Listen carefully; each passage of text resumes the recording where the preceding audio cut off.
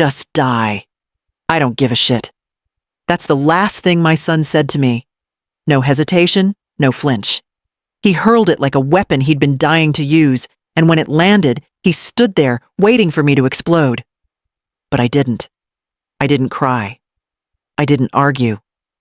I just looked at him, really looked at him, and something in me turned off. I didn't head to the bedroom to pack.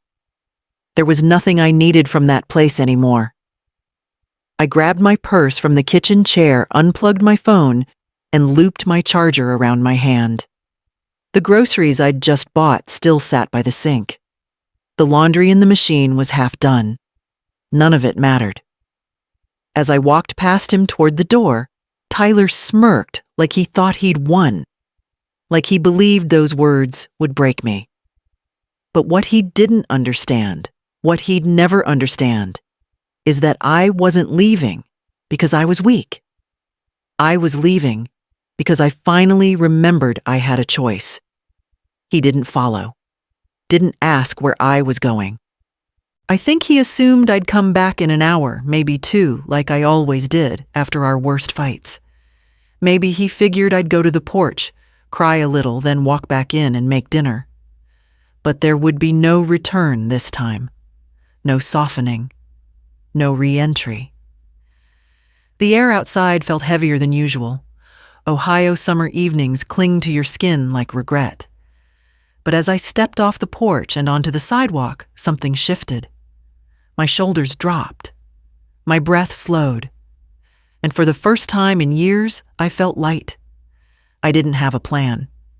Just a half-charged phone, $32 in cash, and one name in my head, Donna. My old coworker, who once told me if I ever needed a place to land her couch, was open. I didn't look back, not even once. Because when your own child tells you to die, there's nothing left behind you worth seeing. It started with a TikTok. Some guy in sunglasses and a gold chain standing in front of a rented Lamborghini yelling at kids to wake up and cut out the leeches. His name was Coach Z. No last name, no credentials, just confidence, and that seemed to be enough. Tyler showed me the video like it was gospel. This dude gets it. He said eyes lit up like he'd found the answer to every problem he'd never solved. I watched the screen over his shoulder, a 30-second clip of Coach Z yelling about how college was a scam, jobs were slavery, and if your parents aren't investors, they're liabilities. I laughed. I thought it was satire. But Tyler didn't. Within a week, I started hearing it in his voice. Not just the words, but the rhythm. That same overinflated bravado, the same rehearsed outrage. He'd wake up at noon, come downstairs, look around, and say, "This house is full of peasant energy." I thought he was joking, until he stopped taking out the trash, stopped cleaning up his dishes, said chores were minimum wage mindsets. "Why should I do labor for free?" he asked one day. Standing in the kitchen, I scrubbed every night. That's energy theft. I reminded him he wasn't paying rent, that the electricity he used for his all-night Zoom calls and gaming marathons didn't generate itself. He rolled his eyes and said, "You just don't get it. That's why you're stuck in a cafeteria job. You're an NPC mom." I didn't even know what that meant at first. When I looked it up, later non-playable character, it hit harder than I expected. He meant I was background noise in his story, a default setting, a tool. He stopped looking for jobs, said he was building a client funnel, said he was manifesting high-value connections. All I saw was a kid glued to his screen, nodding along to a man who'd convinced him that disrespect was strength. And the more I pushed back, the more distant he got. It wasn't just rebellion, it was belief. He wasn't acting. He truly thought Coach Z was saving his life, and I was the one holding him back. It was a Friday morning when I noticed the balance. I was paying a water bill online, and something felt off. The number looked wrong, lower than it should have been. I opened the statement, checked the transactions, and felt my stomach drop. A transfer for $3,000 marked as external vendor, processed through an app I didn't recognize. I called the bank. They confirmed it was authorized from my laptop, except I hadn't used that laptop in over a year. The one I kept in the closet, the one Tyler borrowed 2 weeks earlier when his screen cracked. I waited until he came downstairs yawning, scratching his head like he had the weight of the world on his shoulders. I asked him flat out, "Did you move money from my account?" He didn't even blink, just shrugged and said, "Yeah, but it's not what you think. It's an investment." I froze. "You took $3,000, Tyler. It's going to come back triple," he said. "Coach Z has this new tier like Inner Circle mentorship. Lifetime access, custom strategy. It's a steal. A steal. That's what he called it." I told him to send it back. Now. That if he didn't, I'd file fraud and change every password I had. He laughed. Not a nervous laugh, a smug one. "You don't get it. That's why you're still in a hairnet slinging mashed potatoes." I just stood there, in my own kitchen, with a son who had no shame, no apology, no fear. "You think you're better than me?" he added. "You're a cafeteria slave, Mom. You've been broke your whole life." The words stung, not because they were loud, but because they were calm, like he meant them, like he'd been holding them in. The next day, 5,000 more was gone. Same app, same method, different excuse. He said it was to lock in a seat at a virtual mastermind conference. I changed the bank credentials that night, froze my card, locked my credit. I didn't yell. I didn't throw anything. Because it wasn't about the money anymore. It was about the person I was starting to realize he truly was. I waited until dinner to bring it up. Not because I was trying to soften the blow, but because I needed to be clear, calm, in control. He was sitting at the table scrolling on his phone with a plate of food I made, and he didn't acknowledge. I froze the account, I said, and I filed a report. The bank said I had a case. He didn't look up, just smirked. "You really did that. You took over $8,000 from me, Tyler." His eyes finally lifted from the screen, cold, defiant. It was an investment. I stepped closer. No. It was theft. He stood up so fast the chair skidded across the tile. He was taller than me now, broader, but that didn't matter. I didn't back away. "You've never believed in me," he spat. "You've always acted like I'm some screw-up. You couldn't even hold a marriage together. You live paycheck to paycheck. And now that I'm building something real, you're sabotaging me." I opened my mouth, then stopped. What was the point? Every word I'd say would bounce off the wall he'd built around himself and painted with hustle quotes and fake alpha confidence. He stepped closer now, shouting, "You want me to be stuck like you? A loser in a hairnet who smells like grease and lives for coupons?" My hands were shaking, not with fear, but with restraint. I said, "I've worked 2 jobs so you could finish high school, so you could eat, so you could live here rent-free." "You didn't do that for me," he snapped. "You did it for control." Then he looked me dead in the eyes. The words landed so clear, so sharp, I felt something in my chest break loose. "You're the problem. Just die already."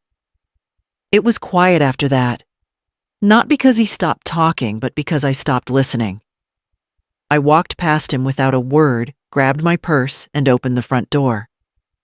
"Where are you going?" he called behind me. "Oh, you're gonna run now, classic."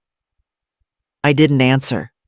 I didn't slam the door. I didn't even close it fast. I just stepped through it and let it shut behind me like a sentence finally finished. 2 days after I left, he posted a video with his phone propped up in the kitchen. My kitchen. The one I cleaned every night. He stood in front of the stove wearing a hoodie that still had the tag on it, holding a mug that said, Boss Energy. Sometimes you gotta cut out toxic people, he said to the camera, even if they gave birth to you. He grinned, smug, free. The comments were full of fire emojis and real talk replies. One girl wrote, OMG same with my mom, and he liked it. I watched that video from Donna's couch phone, cradled in my hand, the plastic smell of her new carpet still clinging to my clothes. I hadn't slept much. My back ached from the angle of the cushions, but none of that compared to the ache in my chest. He was rewriting the story. In his version, he was the one who left me. He was the hero, the survivor of a suffocating parent. I wasn't the woman who raised him. I was a villain who got in the way of his greatness. And then came Kayla. She moved in within a week. I saw it on their socials videos of them cooking together, dancing, lip-syncing to audio about hustler couples and CEO love. She was young, pretty, always done up. Her Instagram bio said, visionary, building empires. She called him king in the comments. He called her ride or die. I recognized the mugs, the kitchen towels, even the pot she used to make pasta in one video. Mine. My things, my space. My silence turned into content. Meanwhile, I was on the phone with the fraud department trying to dispute the last charge he made from my card before I shut it down. Another $1, $200 to a company I couldn't trace. A shell payment to nowhere. The rep said I'd need to wait. That, because the login came from my laptop, it would be hard to prove it wasn't authorized. I hung up and stared at the ceiling fists, clenched around a pillow, wondering how long it would take to untangle what he'd done. He had a kingdom now, but I'd built it, and he'd moved in with someone new like I'd never existed. At first, it all looked shiny. The TikToks got smoother. The lighting got better. Tyler started using words like equity vision and client acquisition strategy, even though he still hadn't earned a single dollar. He wore the same 3 hoodies on rotation, but angled the camera to crop out the peeling paint on the cabinets. The fridge behind him was always closed, because if you opened it, you'd see the truth: half a carton of eggs, a ketchup bottle, and a single expired yogurt cup. Kayla was still playing the part. She posted photos of their power couple breakfasts, which was usually just toast and a reused coffee mug with whipped cream piled high to hide the fact that there was no coffee. She started asking questions. Not big ones, just little shifts. Hey babe, did Coach Z ever answer your DM? What's the name of the company you're partnering with again? When's that check supposed to hit? Tyler always had answers. Confident, pre-packaged lines he probably picked up from Coach Z's old videos. Coach said, to trust the timing. It's a crypto transfer, it's processing. You know how long these deals take. Big money moves slow. But money wasn't moving. Not in, not out, just down. He'd taken out 2 more short-term loans from apps that promised fast cash for future millionaires. One had a 29% interest rate. Another required daily repayment starting the 2nd week. The apps didn't care about his vision board. And still, he kept filming. He did a live stream about leveling up by eliminating noise just a few hours after the electricity bill notice came in bright red. He made a post about manifesting abundance the same day Kayla mentioned she hadn't seen a grocery run in 2 weeks. Then the message came. A private DM from Coach Z's new account. Tyler read it like it was scripture. You've proven yourself. I'm offering you a closed-door partnership. 10K buy-in. Direct access. This is the deposit that changes your bloodline. That's all it took. A few words and a dream. He didn't hesitate, because nothing was more terrifying than admitting he'd been scammed, and nothing more seductive than the chance to prove he hadn't. The money left his account at 8:12 a.m. Tyler had barely slept. Pacing the apartment in his robe, repeating lines from the last voice memo like a prayer. This is the leap. The lions make the leap. He said it out loud. Again and again. Kayla sat on the couch, scrolling through her phone expression, unreadable. He asked her to film the moment he got the confirmation email. She said, "Only if you actually get one this time." He didn't respond, just refreshed his inbox, again and again and again. 9:00 a.m. Nothing. 9:30 a.m. Still nothing. 10:15 a.m. The Discord server he'd bragged about being part of gone. The Telegram chat deleted. Coach Z's Instagram wiped. Twitter blank. He tried to call, straight to voicemail. Kayla watched it all. Quiet. Then finally asked, "Did you pay through a secure site?" Tyler shook his head. "Private wallet. It's crypto. More discreet." She didn't say anything, just nodded, slowly stood up and began collecting her things. Moisturizer, chargers, the good flat iron she always hid in the back of the cabinet. "Wait, what are you doing?" he asked. "I'm not going to be the girl who stays with the guy who just got played out of 10 grand, she said. "You're smart, Tyler, but this was desperate." He told her she didn't understand, that this was just the beginning, that it was all part of the process. She kissed his cheek. "Then I hope your process pays the power bill." And just like that, she was gone. No fight. No tears. Just silence and the click of the door. The electricity went out the next morning. No warning, just a sharp snap from the circuit box, then darkness. The fridge stopped humming. The Wi-Fi blinked off. His laptop died that afternoon. He sat there in the quiet, the daylight dimming by the minute, surrounded by unopened mail and the sour smell of spoiled food. No Kayla, no Coach Z, no light, no plan. He used to think the worst thing that could happen was being broke. Now he knew the worst thing was realizing you'd lit the match that burned your life down just to feel powerful for a minute. He sat there in the dark for the first time in his adult life, with nothing. Not even the lie to hold on to. The first time he typed my name into the search bar, his hands shook. It had been over a month since I left. Over a month since he heard my voice, saw my face, felt anything resembling love that wasn't attached to a Cash App. He didn't even know if I'd blocked him, just assumed I had. But there I was. First result, my new LinkedIn. Rachel Allen, Food Services Coordinator, Franklin Memorial Hospital. Second result, a public Facebook post from a coworker. A photo. Me holding a cupcake that said, "Welcome back, Rachel, big smile." New haircut. Brighter eyes.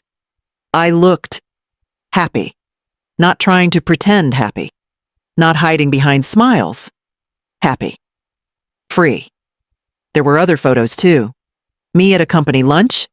Me at a holiday potluck with a paper crown on my head, laughing. Me with a woman named Claire who'd commented, "Work's not the same without your energy, Rach." It hit him like a gut punch. I wasn't grieving. I wasn't lost. I wasn't curled up somewhere waiting for him to come crawling back. I had moved on completely quietly, without a single text or call. That smile in the picture haunted him more than any fight we ever had. It meant I wasn't just surviving, I was thriving. Without him. 2 nights later, he drove to the return address on one of the bank letters he'd kept, one just in case. It led him to a small, tidy apartment complex off Maple and 5th. Not fancy, but clean. A place with flower pots on windowsills and porch lights that worked. He parked across the street, hood up, engine off. He could see my living room light through the curtain. A shadow moving mine, probably washing a dish or reaching for a lamp. He sat there for an hour. Twice he reached for the door handle. Once he even stepped out, walked halfway across the street, then turned back. His feet didn't trust him yet, because deep down he knew something he hadn't been ready to admit. I didn't need him. And the worst part? He wasn't sure I ever really had. The first knock came just after 9 p.m. Soft, hesitant, like even the sound of his own guilt was too loud. Rachel sat on the edge of the couch, tea in hand, heart held still. She didn't move. Not yet. The second knock came a few seconds later, louder this time, but not angry, not urgent, just lost. Outside, Tyler stood on the porch, hoodie pulled low fingers shoved into his sleeves, the same porch he used to stomp across when he didn't want to take the trash out. The same spot where she once waited for him to come home on snow nights, breath fogging the air, a hot thermos in her hand, just in case he needed it. He knocked again. Nothing. He leaned in, pressed his forehead gently against the doorframe, and whispered, "Please." Rachel heard it. Every syllable. The softness, the ache. And still she stayed seated. The lamp behind her flickered slightly. She turned it off. Then, after a long pause, she stood, walked quietly to the window, and pulled back just an inch of the curtain. There he was. Her son. Not the boy she raised. Not the man he pretended to be, but the shell of both standing there, knees bent from exhaustion, mouth barely moving, as if the words were afraid to be said too loud. He looked smaller than she remembered, softer around the edges, the kind of tired you don't get from just a bad week. She didn't hate him. She'd already grieved him, a long time ago. The boy she once stayed up with during fevers, who used to leave sticky notes on her coffee mug that said, "You got this, Mom." That boy hadn't existed for years. He'd disappeared long before Coach Z ever spoke his first scam. Still, she watched. Quiet. Measured. The porch light above him flickered, once then clicked off with a subtle pop. Tyler looked up at the bulb like it had betrayed him, then lowered his head. He stayed there for another 15 minutes, not moving, just breathing, shaking, staring at a door that once meant shelter, and now answered only with silence. The knock came again just after sunrise. 3 steady taps. No hesitation this time. Rachel had already been up, standing at the sink, rinsing her coffee cup. She didn't flinch when she heard it. She dried her hands, walked to the door, and unlocked it without a word. Tyler stood there, same hoodie, same slumped shoulders, but his eyes were clearer now, not begging, not angry, just ready. She opened the door wide enough for him to step inside, but she didn't move aside to greet him. He didn't try to hug her. Instead, he looked down and said, "I haven't eaten in 2 days." She nodded once. "Kitchen's behind you. There's bread. Peanut butter. You can make it yourself." He walked in slowly, like the floor might collapse if he moved too fast. She followed, sat at the table and waited. He didn't speak until the sandwich was half gone. "I messed up," he said. "I know. I lost everything. I figured." He paused, then met her eyes. "Why did you open the door?" Rachel leaned back in her chair, steady and unshaken. "Because you finally knocked like a man." He didn't answer. He didn't need to. He set the rest of the sandwich down and wiped his hands on his jeans, silent. She slid a piece of paper across the table. It was a list. "Spare rooms clean. You've got 30 days. No handouts, no scams, no lies. You apply to 2 jobs a day and you start paying your way. You mess up once you leave. You mess up twice. I won't open that door again." He stared at the paper lips pressed tight, then nodded. "I understand." She stood, took her cup to the sink, and added, without turning around. Understanding's not enough. You have to do. He didn't speak after that, just sat with the weight of the offer and the cost of what it took to earn it. Rachel didn't smile. This wasn't a happy ending. This was a contract, one built on limits, not love. At least not yet. Because love, she knew now, wasn't just about opening the door. It was about deciding when to close it and when someone's ready to earn their way back in.